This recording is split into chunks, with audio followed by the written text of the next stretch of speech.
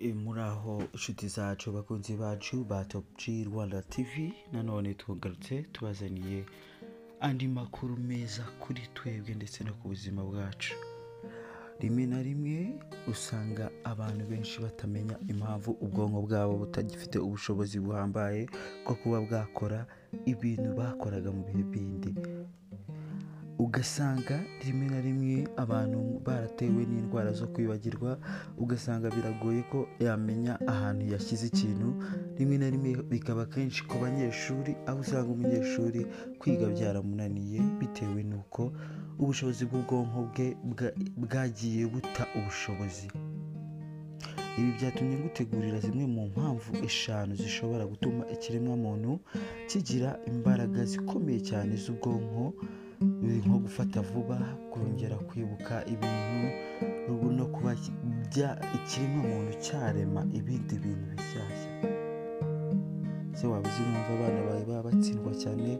Waba uzi impamvu gufata mu mutwe byabananiye? Kurikira iki kiganiro ntucikwe kandi ukomeze ukore subscribe, share ndetse na comment kuri iki kiganiro kugira ngo utazajya ucikwa n'izindi nkuru nziza z'ubwenge nk'izi ngizi.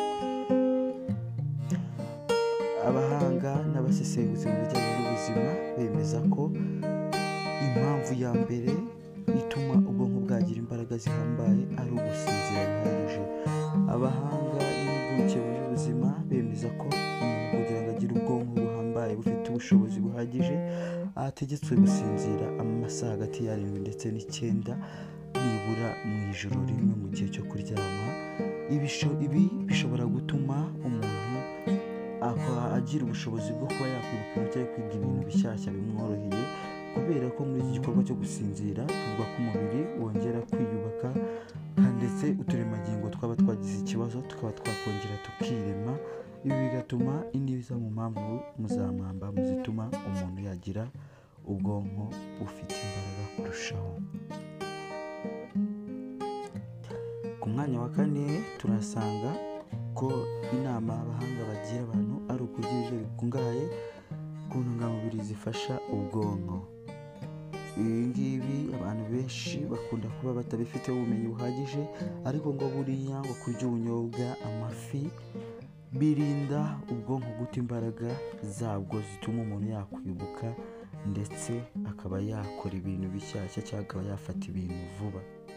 Ku mwanya wa 3 aba bahanga bavuga ko gukora siporo zihoraho ngororamubiri zishobora gutuma ubwonko bwawe buhora bufite amavamuhira cyangwa bufite courage ihambaye nyinshi cyane kuba yafata ibintu bishyashya.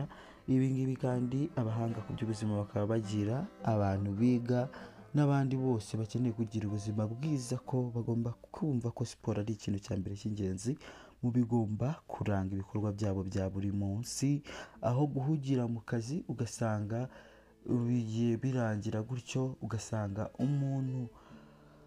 umubiri we wacitse intege, ubwonko budasigaye, ugasanga kugira ngo azibuke ibintu biragoye.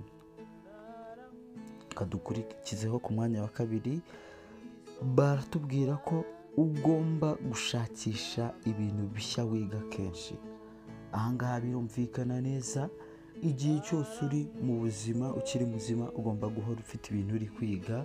Ahangaha batanga inama, ushobora kwiga umuziki, ukiga igikoresho cya muzika gishyashya utazi, ukaba wakwiga imodoka, ukaba wakwiga gutwara igare, ukaba wakwiga n'ibindi bintu bitandukanye rwose, ukaba wakiga zimwe muri software kuzikoresha rwose.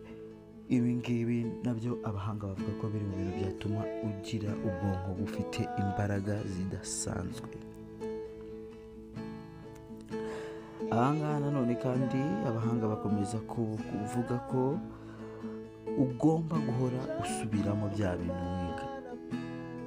Yego, wabyumvise neza, gusubiramo ibintu wiga nimba bya bindi batubwiye ku ngingo ya 2 wagize ibintu uri kwiga bishyashya, ugomba noneho gukomeza unabisubiramo kenshi kugira ngo ubwonko bwawe bukomeze bugira imbaraga zihambaye.